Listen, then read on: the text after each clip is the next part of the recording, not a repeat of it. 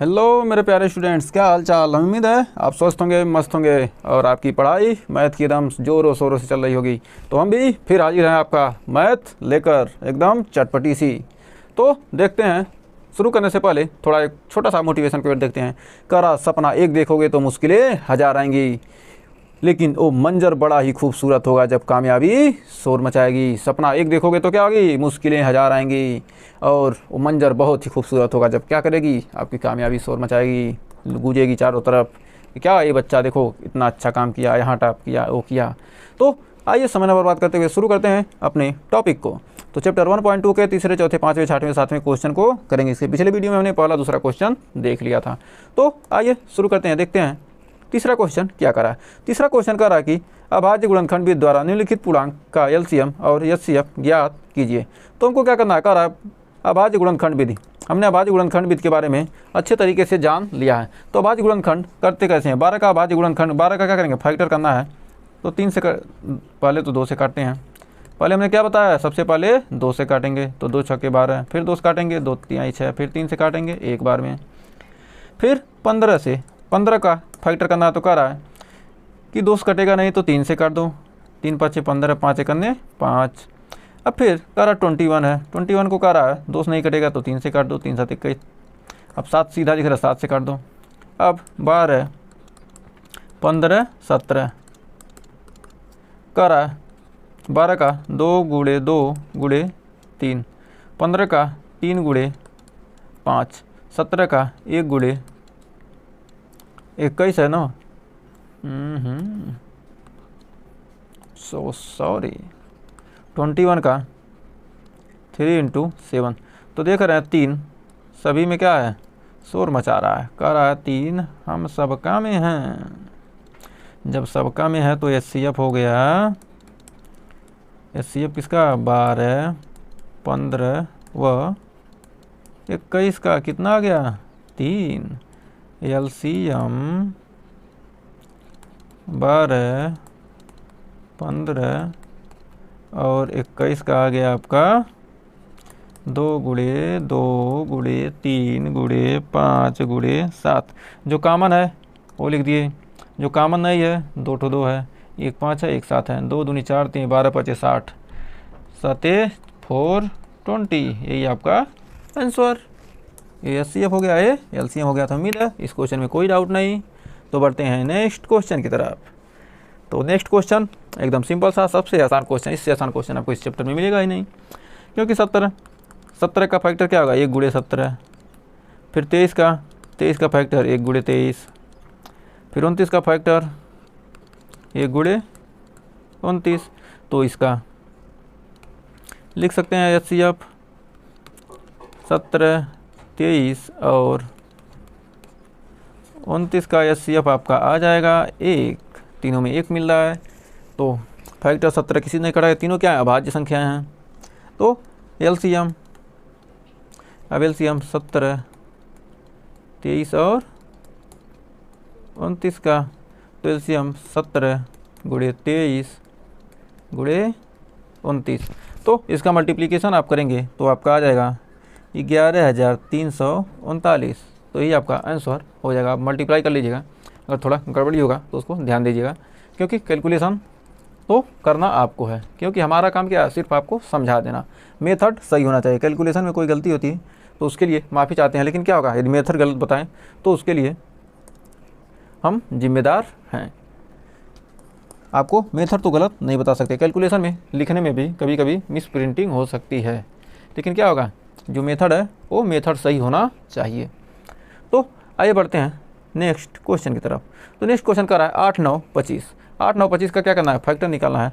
तो इसका सॉल्यूशन आइए देखते हैं। 8 9 25 का 8 का फैक्टर हो जाएगा 2 चौका 8, 2 दूनी 4, 2 1 2, 9 का 3 3 9, 3 1 3, 25 का 5वां में 25, 5 1 5।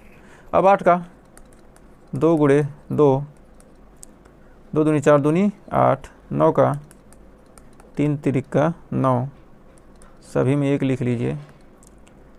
फिर 25 का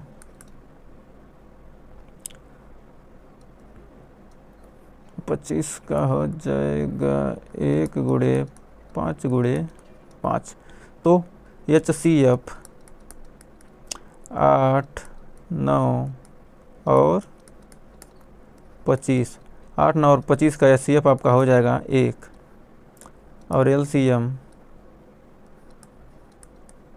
8, 9 और 25 का आपका हो जाएगा 2 गुणे 2 गुणे 2, 3 ठो 2 है, 2 ठो 3 है और 2 ठो 5 है। 5 25 नहीं 75, 2 दूनी 4, दूनी 8 3 24, 24 5 120, 5 600, 36 1800, टोटल आ गया आपका 1800। ये क्या हो गया, आंसर आ गया, ये भी आंसर हो गया। तो क्या LCM HCF आप कितने आसान तरीके से एकदम चुटकियों में निकाल रहे हैं। तो हमें उम्मीद है ये तीसरा क्वेश्चन आपको अच्छे से क्लियर हो गया हो। तो बढ़ते हैं नेक्स्ट चौथे क्वेश्चन की तरफ। चौथा क्वेश्चन कह रहा है कि HCF इसका दिया है 9, तो LCM ज्ञात कीजिए। तो हमको जब ऐसा देगा LCF दे और LCM पूछे तो क्या करेंगे, हमारा फार्मूला होता है LCM इंटू HCF बराबर पहली संख्या गुणे दूसरी संख्या। तो LCM नहीं पूछ रहा है, LCM पूछ रहा है, HCF दिया है 9, पहली संख्या है 306 और दूसरी संख्या है 657। तो LCM निकालना है 306 गुणे 657। अब 9 से भाग देंगे तो 9 3 27 और 9 चौक 36 और 34 में 657 का गुणा करेंगे तो 22,338 आ जाएगा। तो हमें उम्मीद है इस क्वेश्चन में आपको कोई डाउट नहीं होगा। तो बढ़ते हैं नेक्स्ट क्वेश्चन की तरफ, क्योंकि हम आपको गुणा करके सिखाएं, गुणा तो आपको आता है, अब गुणा करके सिखाने से समय बर्बाद करने से अच्छा है कि हम आपको डायरेक्ट आंसर लिख दे रहे हैं, आप मल्टीप्लाई करके चेक कर लीजिएगा। क्योंकि क्या होगा, आपका जल्दी से आप क्या करेंगे, वीडियो देखेंगे, लॉन्ग वीडियो होगा तो आप सोचेंगे कि कितना टाइम बर्बाद करता है, धीरे धीरे पढ़ाता है। तो क्या होगा, आपके लिए फास्ट फॉरवर्ड है। कर जांच कीजिए कि क्या किसी प्राकृतिक संख्या n के लिए 6 का पावर n 0 पर समाप्त हो सकता है कि नहीं। ऐसा क्वेश्चन हमने एग्जाम्पल में किया है। तो यहाँ पर कह सकते हैं, हल में कह सकते हैं कि किसी संख्या का किसी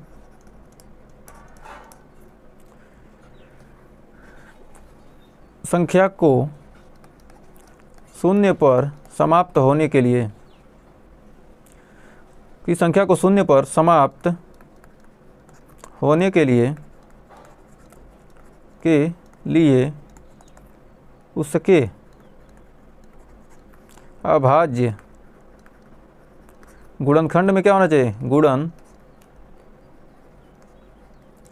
में 2 व 5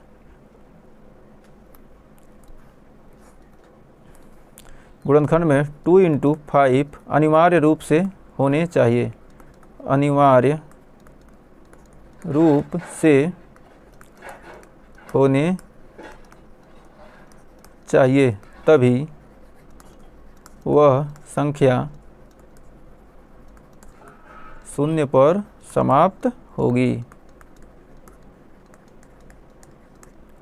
तभी वह क्या संख्या क्या होगी, शून्य पर समाप्त होगी। तो यहाँ पर क्या करा, 6 का पावर n है, 6 का पावर n का फैक्टर करते हैं तो 2 × 3 करा, 6 का पावर n में, 6 का पावर n में n के गुणनखंड में, n में गुणनखंड 6 का पावर n में, 6 का पावर n में 6 का गुणनखंड में 2 उपस्थित है, परंतु 5 उपस्थित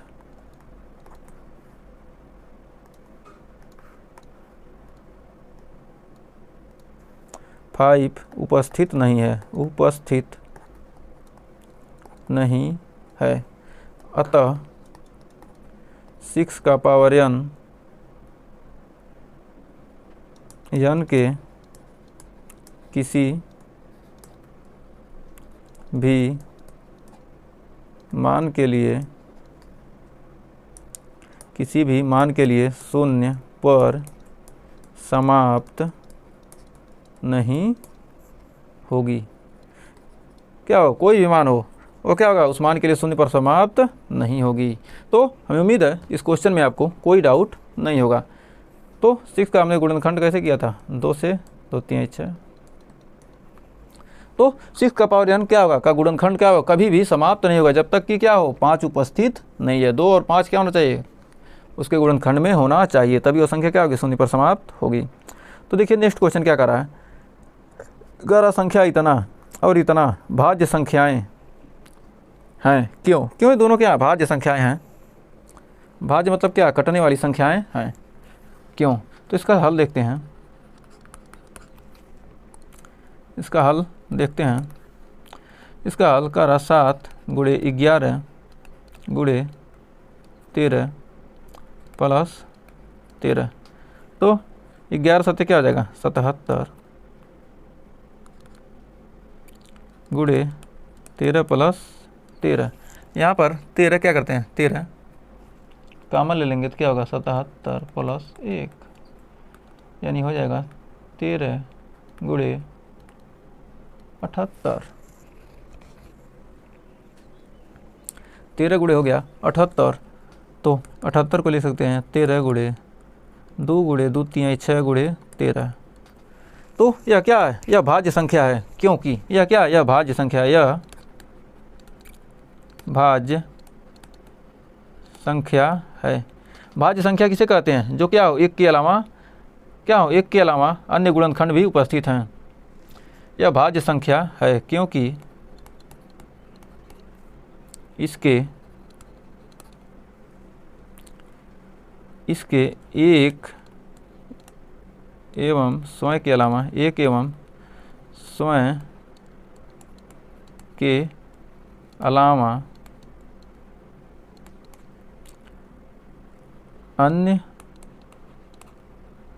गुणनखंड भी हैं,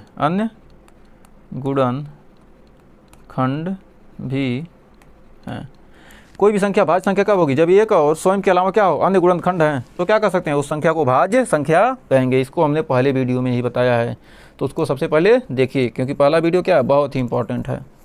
भाज्य विषम सारी संख्याओं के बारे में हमने क्या किया, डिटेल के साथ चर्चा किया है उसमें। तो दूसरा है इसमें 7 गुणे 6 गुणे 5 गुणे 4 गुणे 3 गुणे 2 गुणे 1 प्लस 5।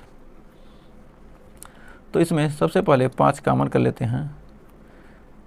तो 7 गुणे 6 गुणे 1 गुणे 4 गुणे 3 गुणे 2 प्लस 1। 3 दूनी 6 चौक 24 24 24 छक्का 25 छक्का 150 24 छक्का 6 चौक 24 को 4 6 दूनी 12 24 चौका 156 नहीं 24 छक्का 144 144 साथ आपका हो जाएगा 1008।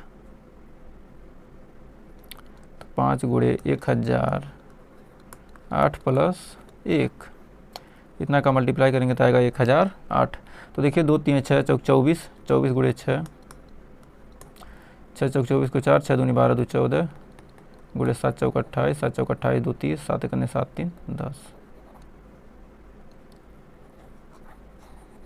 तो यहाँ से मल्टीप्लाई करेंगे, आपका समय बर्बाद नहीं करेंगे, आप खुद मल्टीप्लाई कीजिएगा। जो भी डाउट होगा जरूर कमेंट में बताइएगा। 5 गुणे 1000 9। तो यह भी क्या है, यह भाज्य संख्या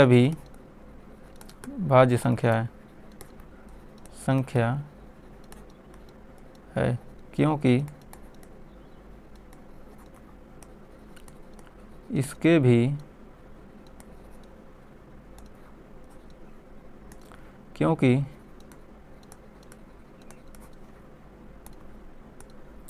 इसके भी एक व स्वयं के अलावा अन्य गुणनखंड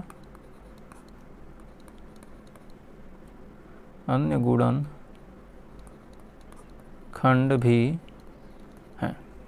तो हमें उम्मीद है इन दोनों क्वेश्चन में आपको कोई डाउट नहीं होगा।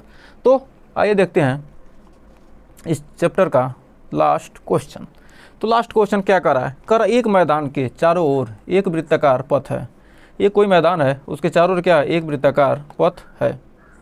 इस मैदान का एक चक्कर लगाने में सोनिया को 18 मिनट लगते हैं, जबकि इसी मैदान का एक चक्कर लगाने में रवि को 12 मिनट लगते हैं। मान लीजिए कि वे दोनों एक ही स्थान पर एक ही समय में चलना प्रारंभ करके एक ही दिशा में चलते हैं, तो कितने समय बाद वे पुनः प्रारंभिक स्थान पर मिलेंगे। जब भी कहे कि कोई किसी स्कूल की घंटियाँ क्या होती हैं, 5-5 मिनट पर क्या 3 जगह घंटियाँ बज रही हैं, कोई 5 मिनट बाद बज रही है, कोई 10 मिनट बाद बज रही है, तो कब एक साथ बजेंगी ऐसा क्वेश्चन दे, कब एक साथ मिलेंगे ऐसा क्वेश्चन, इस टाइप का जब भी कोई भी क्वेश्चन आए तो उसका क्या करते हैं, हम एलसीएम निकालते हैं। सबसे सीधा ये क्या करेंगे, हम एलसीएम निकालेंगे। तो आइए इसको हल करते हैं। तो 18 का फैक्टर करेंगे तो क्या आएगा, 2 तिहाई 6 त्रिक 18, 2 9 18, 3 त्रिक का 9, 3 एक 3, फिर 18 है, फिर क्या है 12, 2 छक्के 12, 2 तिहाई 6 3 एक 3। तो क्या आएंगे, एक स्थान पर क्या आ गया, यहाँ से ऐसे चलना प्रारंभ किए, ये क्या है 12 है एक, और एक क्या है 18 है। तो 18 और एक है 12, 2 दूनी 4 तिहाई 12। तो क्या होगा, इनका क्या करेंगे, हमको फैक्टर करना है। एक सेकंड, ये दो तो क्या है, एक 2 मिल रही हैं, तो क्या होगा, अब हमारा एलसीएम आ जाएगा कितना, एलसीएम हो जाएगा, एलसीएम 18 का 12 का एलसीएम हो जाएगा आपका 2 गुणे 3 गुणे 2 गुणे 3, 1 2 3 4, 1 2 3 4, 2 3 6 दूनी 12 तिहाई 24। तो कब मिलेंगे, 24 मिनट, 3 दूनी 6 तिरिक 18 दूना 36। सॉरी, वही बोला था मैंने, मल्टीप्लाई करने में थोड़ा ध्यान दीजिएगा। 2 3 6 दूनी 12 तिहाई 36। तो 36 मिनट बाद क्या करेंगे, एक दूसरे से मिलेंगे। तो पुनः प्रारंभिक स्थान पर क्या मिलेंगे, 36 मिनट बाद। तो उम्मीद है इस चैप्टर के सारे क्वेश्चन आपको, सातों क्वेश्चन अच्छे से क्लियर हुए होंगे और वीडियो भी आपको पसंद आई होगी।